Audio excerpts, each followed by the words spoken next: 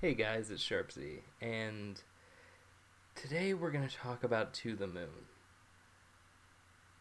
Now, if you follow me on social media, you're probably thinking, wow, this is a kind of video that doesn't seem like it would take a long time to make, and in truth, this didn't. I was planning on covering Danganronpa this week, then my copy got delayed in shipping, so it's coming either tomorrow or day after, depending on when FedEx gets it through processing and all that. Um, and I was then planning, I'll cover Oberdin, which that will get a video eventually. Uh, and then it kind of went to investigation games and yada yada. And I just remember I was like, what's the point in even making a video? No one's gonna watch it. And I thought, you know what? I'll just look through my library and find something to play, take my mind off of all this. And I went through my Switch, um, and I stumbled upon To the Moon. I had played the game about a year back, and I remember vaguely a few things that I think I remembered. I cried a few times, and I didn't like the gameplay that much, and that was it. Now, if you want just a straight review of To the Moon, I'm going to go ahead and give that right now because I'm going to be spoiling most of the game from here on out. So, gameplay wise, it's nothing special. It's just a top down adventure game, kind of borderline walking sim at times. There are a few mini games here and there, um, but the gameplay is probably the weakest part of the game, in my opinion. Everything else, though, is phenomenal. The soundtrack is absolutely amazing. You'll be hearing music from that throughout the course of this review. The writing, oh my word, the writing is also phenomenal. And the visuals are sprite based, obviously, but I would say the characters have specific animations which look really good. And the game honestly looks its best in some of the outside shots, especially the shots of the moon look amazing. The lighting and when they do have like cinematic visuals are great. There's these few cutaways that I think are hand drawn, and look really nice as well. Honestly, this game is one of those where it really shows what you can do with a very limited art style. I mean, I think you can make a game look very pretty without having to go 4K, Ultra HD res, and this game's a great example of that. These graphics aren't very intensive. I've heard jokes about these games being the games by this developer being able to run on a potato, and I played the Switch port, which, if you are familiar with the Switch, it has decent horsepower, but it's not the strongest console, and it ran just fine on the Switch. So, if you want my opinion, buy it. It's about $10. It takes you about 4 or 5 hours to get through. I would say 5 or 6 at max if you are having a lot of trouble finding things. Because my first playthrough took me about 5 hours, a second playthrough only took me about 4.5, and I still got lost a few times. So I would say overall, it's a great game. Go out and play it. I really don't want to be the person to spoil it for you.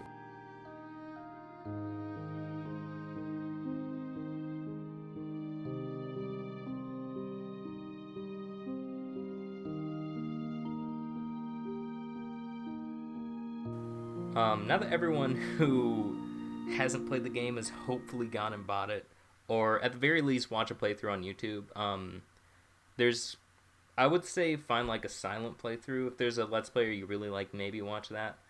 Um, but now that everyone has done something like that, let's get back to the thing I think most of you are here for, an analysis of the actual game. So I'm just going to go ahead and talk about that. I'm going to put some gameplay footage on so you don't have to look at this anymore. And I will see you in however long the video is. I haven't finished making it at this point, so. The best place to start when talking about To the Moon is the story. I know that a lot of you who are watching this have probably already played it, so please just bear with me. I'm providing a short summary for those of you who have either not played it in a while, or the few people who didn't listen to the spoiler warning earlier, so they're not completely caught off guard by what else I'm going to cover. The story of To the Moon centers around Dr. Rosaline and Dr. Watts as they go through the memories of a man named John.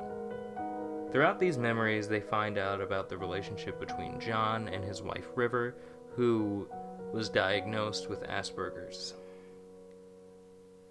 The main goal of these two is to fulfill John's dying wish, which is to go to the moon. However, John doesn't know why he wants to go to the moon and really can't explain why. It's revealed later into the story that the reason why is because when he was young, he met his wife and said that if they ever lost each other, they would find each other on the moon. The reason why he doesn't remember is getting a lot more into spoiler territory, and honestly, I'm going to save that part for later in the video, but in order to understand what I'm about to talk about, I thought it would be best to give the premise.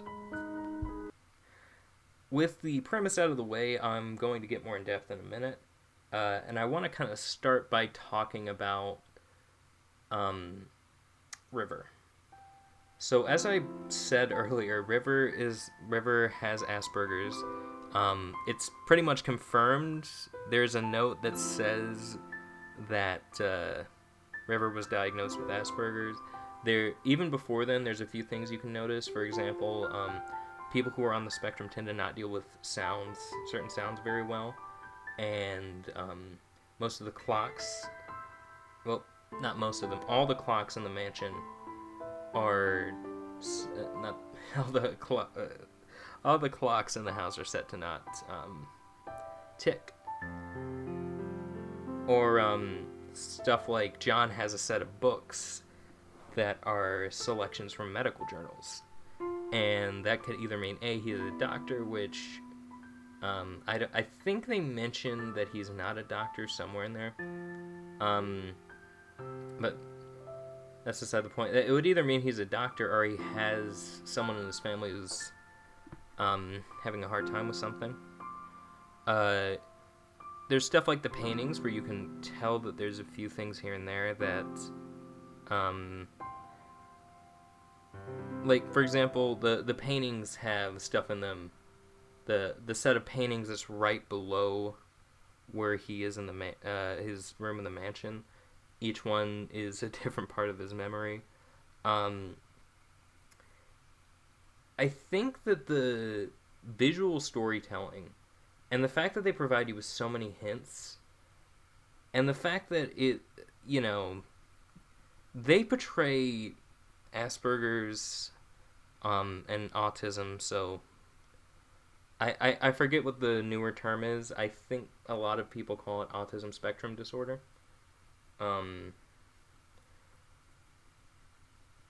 But the way it portrays it is very well done. It doesn't make River some unemotional, uncaring, cold character. She just, doesn't express emotion in the same way as other people. B, there's a few small moments here and there. Like, for example, I think one of the best scenes to talk about this, and big spoiler warning, is this scene right here. One thing that River does that is one of the most prominent and memorable parts of the game is her obsession with origami rabbits. Now, there's a lot of scenes where she makes them over and over again, and I think the one thing that sticks out to me about this is it's obviously all rooted in the fact that she wants John to remember from when they were kids, because the catalyst behind when it starts is the moment when John tells her, hey, I didn't ask you out as a kid because I genuinely wanted to be with you. I more so asked you out because you were unique and I wanted to, I didn't want to feel normal, you know? So I wanted to ask out someone who was different. And I think that was the catalyst for it. If she's like, you don't remember. And so she starts making the rabbits to try to get him to remember, which of course he can't, due to the fact that his brother was run over by his mom's car and he was given beta blockers, which blocked that memory. And the reason why I think it's fairly obvious that these rabbits are a reference to that is, I mean, it's the only other time, aside from, I think there was a time when a rabbit was run over. Aside from that, the fact that the one rabbit that's especially of note is a rabbit with blue limbs and a blue head and a yellow stomach, which is strikingly similar to the constellation that they make that they made as kids, with the stars being the head and limbs of the rabbit and the moon being the stomach. And I think that the fact that they made such a small detail,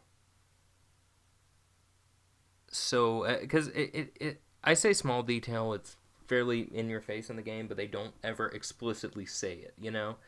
That's one thing that I like, is that this game doesn't explicitly tell you everything. Even early on, there's a lot of stuff you can figure out without having to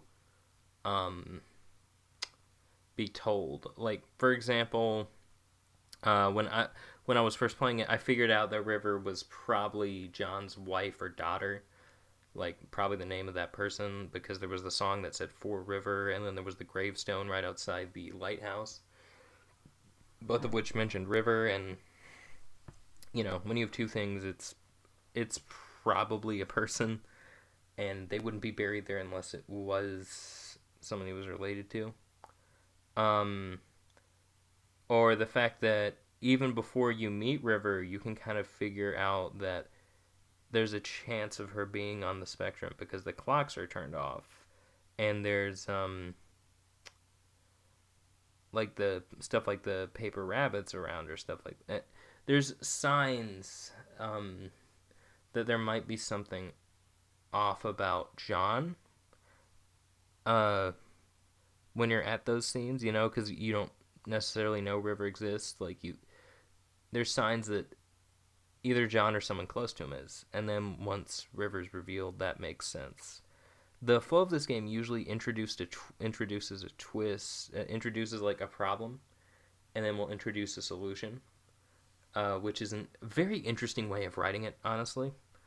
And the thing is, I really love how they honestly have that. So they have like these smaller questions that you'll have that are answered right away. And then there's other questions like, why does John want to go to the moon? Isn't even answered until the last like 30 minutes of the game. Or the fact that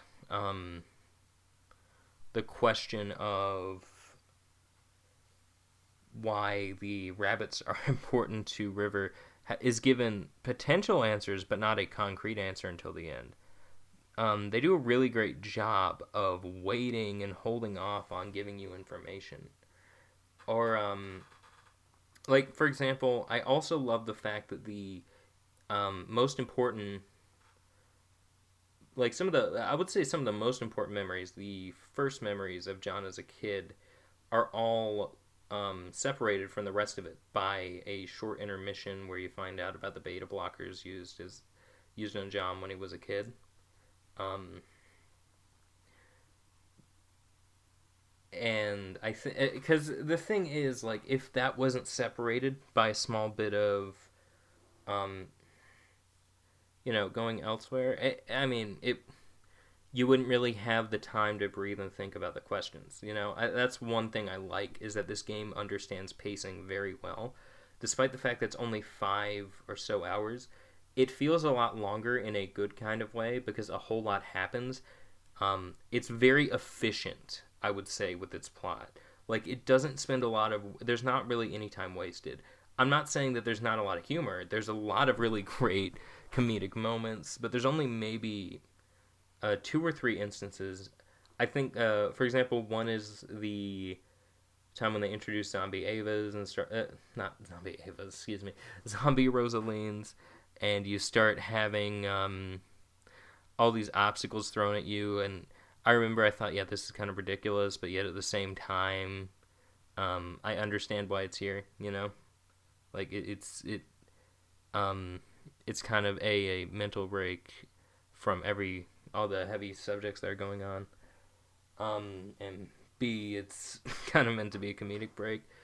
But there were only like 2 or 3 moments where I'm like, yeah, this feels like a break from the plot. Everything else felt like it was giving you pertinent information. Even I'd say even the opening segment, which I think is like the opening segment before you even go into his head is really well done. I love the fact that it.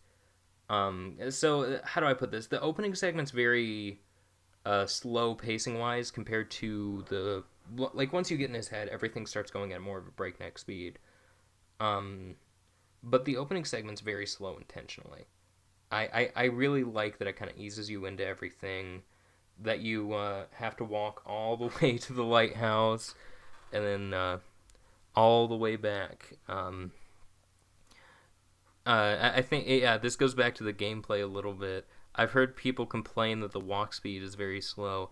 I think that that's kind of intentional, because if the walk speed was any faster, a lot of these maps aren't very big, so there's no need to like sprint or go around like crazy.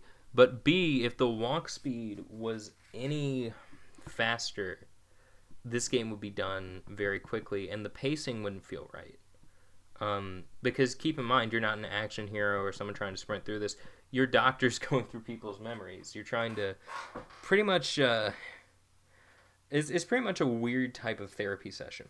Now that I kind of briefly talked about some of the stuff with the plot and writing, I kind of want to change direction a little bit and talk about the music. The music that has been playing in the background is from the soundtrack of this game. Now, I think I briefly touched upon it in the spoiler-free section at the beginning, but I kind of want to go a little more in depth here. So, the soundtrack of To the Moon is one of the most, one of the most pronounced, and I'm just going to be blunt here, one of the best parts of the game. When the game boots up, it encourages you to put headphones on, and I think that is well warranted. The way in which this game uses its audio is phenomenal. So, I guess one of the best ways to point this out, the song that's been playing in the background is called For River. And it's brief. I think I mentioned this earlier. It's a song that John wrote for River, specifically when she was bedridden. And there are 2 versions of this song that are in the game. Technically 3, because the title theme is fairly similar to For River. Like, it has, I think the melody's the same, just with different instruments. But for this, for the sake of the point I'm making, there's a version played by John, and then there's the first version you hear, which is the one played by the kids. And despite the fact it's the exact same song, it's just being played by 2 different people, it actually feels completely different. Because, like, when the kids are playing it, it's still good. Like, it's obvious the kids are skilled at the piano. But it has this kind of, like, I guess very homeful feel. It feels a little bit, how do I put it? It feels a little more like, oh, we learned how to play this piano song. You know, it feels like two kids who are enjoying playing the piano. They just learned the song and they're really proud of it. And the emotion, it's still an emotional piece. It still can make you tear up. But then John's version plays, which is just, it's compared to the kids, which is very, it has a little bit of a, I think that I want to say the tempo is a little faster on the kids version. Um, Compared to John's, but John's version this has this slow, melancholic feel. You can feel that it's from a man who is just desperately clinging to his wife, not wanting to let her go. And you just can, I guess you can kind of, I know that someone's going to accuse me of being emo for saying this. You can really feel his pain in the song. Like, it just feels like between every note, he has to force himself to play the next. And it's almost like when the kids mention that he taught them how to play the song, you almost get this sense of he wants River to still be alive after he's gone somehow. Um, Moving on from that song, I the use of diegetic music such as those is phenomenal in this game. So one piece of music, for example, is the music box that John is given that plays a song called "Everything's All Right." And I remember I heard when I first heard the song, I'm like, well, this is kind of nice, you know. They bring the exact same song back later and play it with, I think, slightly more instruments. And then there's the vocal track. And that one just always breaks me.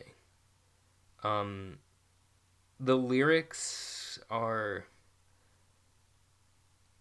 just perfectly crafted for that feeling. You know, the feeling of two people who love each other and desperately want to be able to understand each other.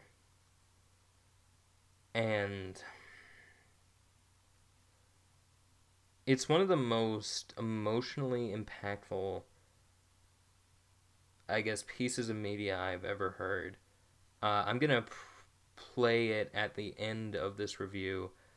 I don't really feel like I don't feel like I've set the proper tone to play it right now, but trust me, at the end, it's gonna fit in perfectly. Now that I've touched on the music a little bit, I kind of want to go back to the characters, just give an overview of what I think of them, um, and then after that, we're going to finally get to the big part where I just talk about the ending.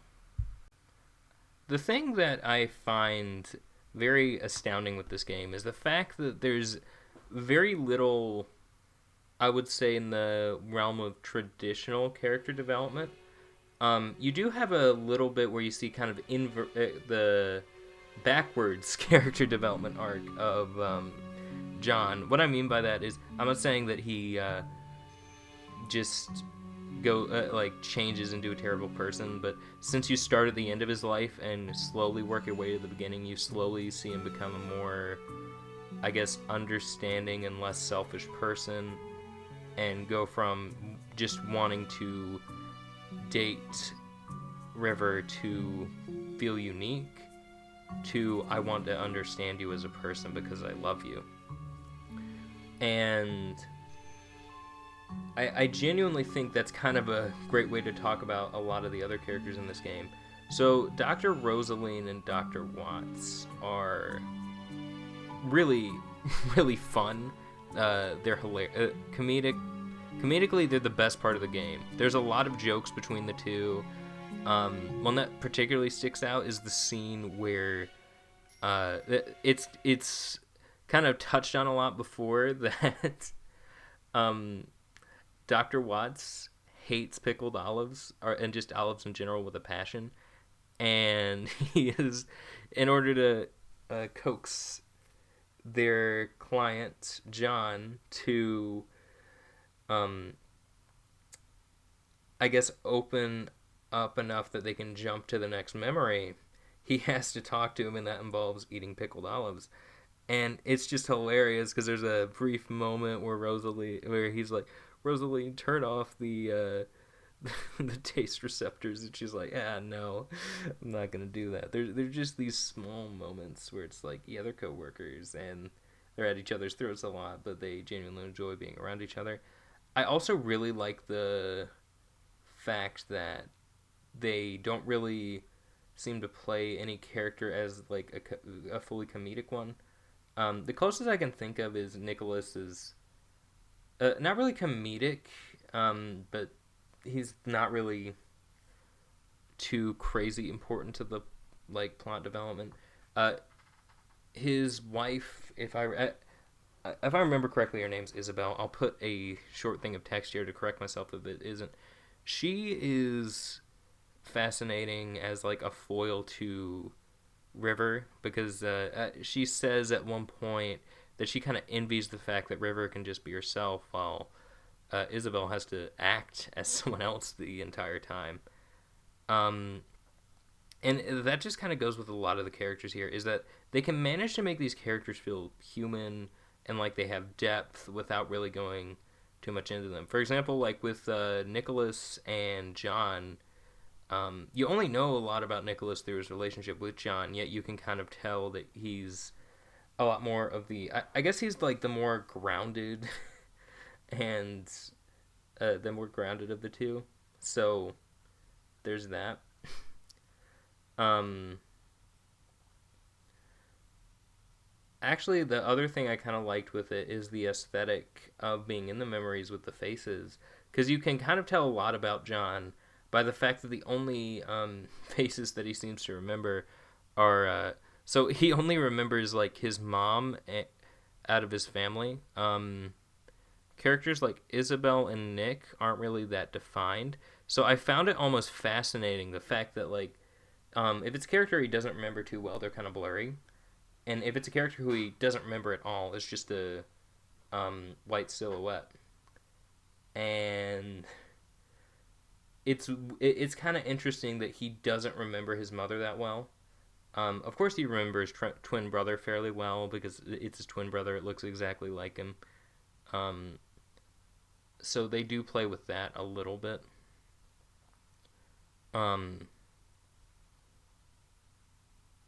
but I think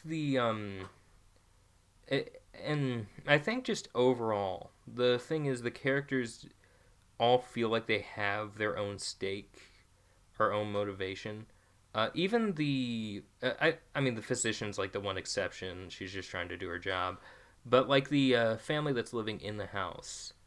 I forget the name of the mother at the moment, but when she says that John was nice and let me live here, um, and I don't know where I'm gonna go after this. I guess I'll just have to move on and live in the city.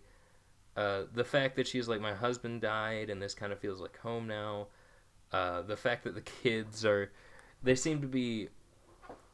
I don't know how to put it. It genuinely feels like every character here acts the way they should. And not in the way that society says they should. That I mean, like they act in a way that's justified for what they want to do. Um, I think I've kind of touched upon a lot of how I feel about this game, so I think it's finally time to transition into talking about the ending. Now, for this segment, I'm actually not gonna cut to any gameplay. I know I did that for the previous few ones, but I think for this one, I'm gonna stick with face cam. And if I start tearing up at any point, I am extremely sorry. So, how the game ends is Dr. Rosaline realizes that there's only one way to make John's wish come true, for John to go to the moon. And it's to, for one, make sure that he never gets into a relationship with River in the first place. And two, to make sure that his brother survives. And It's actually the thing is usually when you have a plot like this, you're like, oh, that doesn't make any sense. Why would changing only two things? But it makes perfect sense in this, because it's like if his brother was never hit by the car, he wouldn't have the beta blockers, and if he never met River in the first place, he would probably remember that promise that he made to someone. And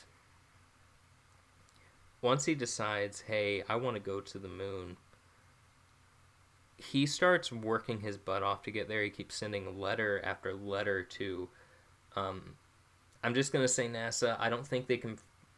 Well, it is NASA. Yeah, they do confirm it's NASA. Excuse me. He sends letter after letter to NASA. You see a few of the flashback items that you looked at throughout the game appear here and there, and you just see him desperately trying to do it. They slowly go through each of the memories that you had seen throughout the game. The memories where it was him and a River, and it slowly like fades away from being River, and it's like him with his brother or him with his friends, and it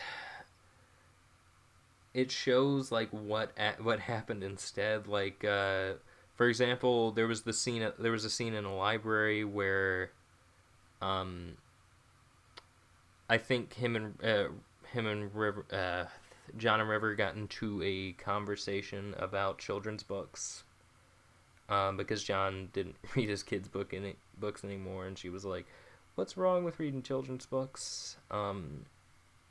There's more to that conversation, obviously, but and instead it's Joey having a book signing because Joey wanted to be an author, or the instead of riding horses during equine therapy, it's just him sitting in the car driving by, and then he gets accepted to go to NASA. They have this entire last memory segment where you pretty much take an entire tour of the NASA facility, and you keep finding these flashbacks and memory after memory. You see Dr. Rosaline progressively gets more and more. She's like, no, it's not here. It's not here, and they don't say what it is. And then you get to the last memory, the last thing that you need. To I don't know how to say it, like the last little cutaway that they show there for you that you need to complete the jump. And Dr. Rosaline turns to Dr. Watts and said, well, you accomplished it, and I'm just sorry that she couldn't be here. And then you see someone walk through the door, and it's River. And I mean, it wasn't the kind of thing where you're sitting there and you're like, that's kind of an obvious twist, you know, like, of course they're going to get a happy ending. But it's the way in which it's written.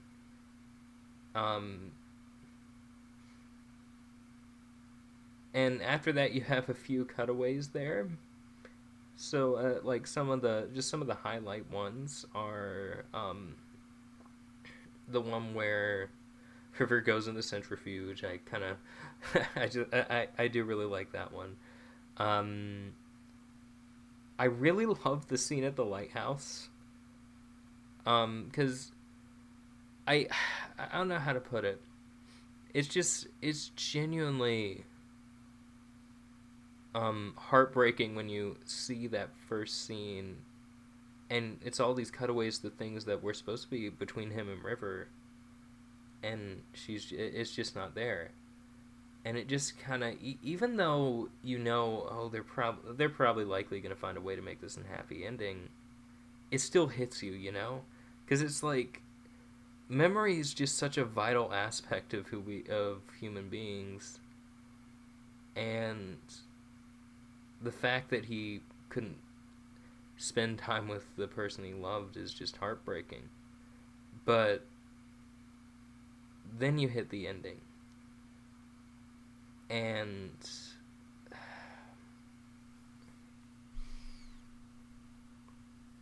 I think the one thing that sticks out with me the most is just how well paced it is. So, excuse me. They have the music start cutting in, and you have the like the doctors and a few other characters from the cast all standing on a bridge and watching a shuttle launch off. And oh boy,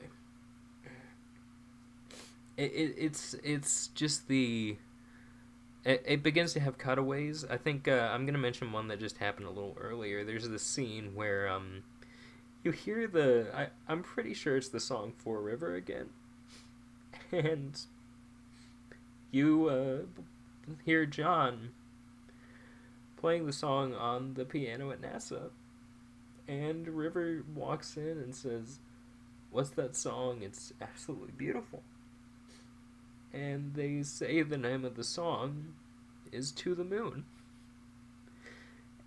And someone's gonna make a joke that this looks like an apology video. I swear I'm trying to hold it back. If I was more professional, I would cut this. But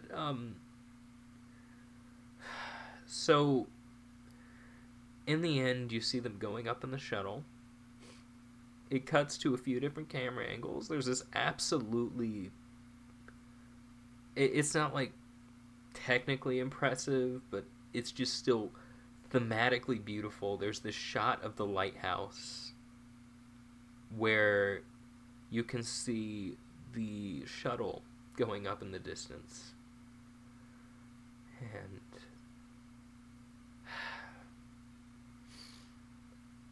I think the one scene that the thing I'll never forget is the two of them are sitting in the back of the shuttle, and you see them just looking back and forth, and like you know how it is, two people avoiding eye contact, and then it just the two of them look each other in the eye, and if I remember correctly, River reaches her hand out, and you see John take it, and it just kind of ends with that. You see a few different segments of them later, like they still get married at the lighthouse, I'm pretty sure. You get to see them both old and just sitting on the bench, which is really nice. And it just... it kind of sticks with you, you know? It's the kind of thing where in the back of your head, you're just like... I guess it's a very happy ending, but yet at the same time, you're sitting there and you're like... I remember one thing that I was thinking in the back of my head. That this isn't his real memories, obviously. But when you analyze what his desire to go to the moon really was, he just wanted to see River again, you know? Like, he didn't even know why he wanted to, but he just wanted to see his wife again. And something about that just says way more than a lot of other media that I've seen that covers mourning and death, you know? There's just... even when someone's been gone for a long time, even when you feel like there's really no hope of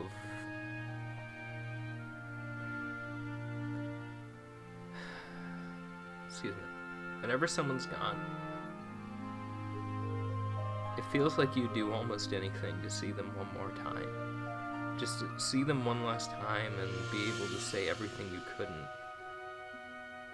And nothing I've ever seen encapsulates that better. The only other thing that I would say even comes close is Clan Ad. And even then, this just... And, I mean, aside from that, there's some small details, like John gives the house to his caretaker in the will. You have this scene where Dr. Watts is looking at the graves of both River and John, and is like, you see him. I'm pretty sure that's what this there's an animation of him just wiping a tear from below his eye, which kind of completes his character arc, because for the entirety of the game he's like, nah, I can't show emotion. I'm a guy. I'm a man's man. I'm not gonna cry. And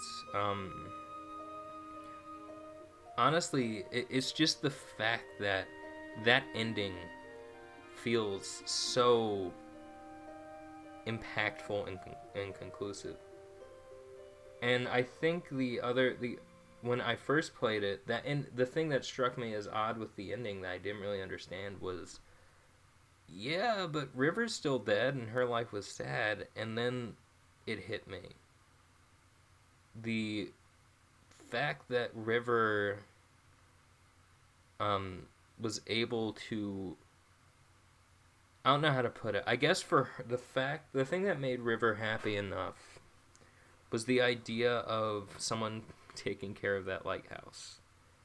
So in a way, I guess it's a happy ending for River, because you still have that family taking care of the lighthouse. You have all the rabbits up there as well, and boy, I could probably do like an hour-long video just talking about solely the symbolism in this game. I know this review is already going to be close to an hour. But before I go, I just want to kind of go on a brief tangent about what this game means to me as someone who makes stuff myself. If I'm being honest, it's one of those circumstances where I think it shows what you can do when your love for the project is more important to you than what other people will say about it. And I know I've been relentlessly praising this game, but the thing is, like, the gameplay, for example, is nothing special. If I were to look at it and not talk about the writing too much, it has some very cheesy references. It's structurally, it's not the easiest to understand. It's fairly short. So there's a lot of stuff that if you look at it on the surface, you're like, oh, this is just a mediocre, forgettable game. And I was like, somehow, this feels more impactful to me than most games I've played in the past year or so. So it's been a year since I played the first game. And during that time, just to list off a few games I've played, some of these I love. And I'm not saying that to diss these games, but I'm just saying that to kind of make a point. In between the two, I played Persona 5, Persona 4. I'd already played Golden earlier, but just base Persona 4. Xenosaga 1. I'm actually not completely finished with that one. I think I still have about 2 or 3 hours left. Started Kingdom Hearts, so I'm still nearly finished with 2. Played Danganronpa. The Great Ace Attorney Chronicles came out. So I have played a lot of story-based games, yet somehow one 5-hour-long game with mediocre gameplay and graphics that, while they look amazing, I think I said this earlier, like the lighting is phenomenal, aren't anything to really write home about. You know, it's not going to compete with something like The Last of Us. But somehow that game stuck with me more so than any other game. And I think part of why is kind of related to the reason why I wasn't here that often, and I mean a few other things. Like for example, after Bane released, it took me a year to go back and play it and realize how much needed to be patched. And I think a big reason of that is I kind of lost sight of what the reason is for why I do this. Um, I guess one way to say I'm really disappointed in myself for forgetting what's really important with this. It's not about the view count. It's not about the subs. It's not about like and subscribe. Um, it's about loving what you do. And I had just stopped enjoying making videos for the longest time. I was so obsessed with making the perfect YouTube video, one that would look great in a museum. I was so obsessed with making a game that is perfect in every way. I was so obsessed with hitting it big and getting to the point where, hey, maybe I can make ad revenue or something, that I forgot that I did this in the first place because I love talking about, my passions. And to the creators of To the Moon, if you ever watch this, I want to say thank you. From the bottom of my heart, thank you. Because what you've created has impacted a lot of people. As part of preparation for this video, I kind of went onto a few forums, didn't really post anything, but just looked through what other people had said. I looked through comments that people made on YouTube videos about it. And there are so many people, whether it be people who have something on the who have something that falls somewhere on the autism spectrum, who are like, I finally have a character that makes me feel like I'm normal, someone who makes me feel like I'm being treated as human. Or if you look at a few other people who were like, this helped me cope with the death of a family member. And I know that the reason why this means so much to me doesn't even come close to those reasons. I mean, I do appreciate it on that level to some extent. I have an anxiety disorder, which I'm not going to even claim is close to, what River has. But I still have always, I guess, been viewed as different and kind of viewed the world differently. So, in that aspect, I kind of felt like this is one of the best portrayals of that.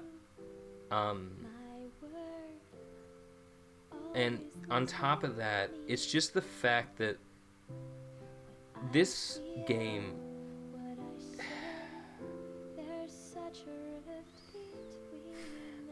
is one of the most down-to-earth, one of the most human, and one of the honestly most impactful games of all time for me.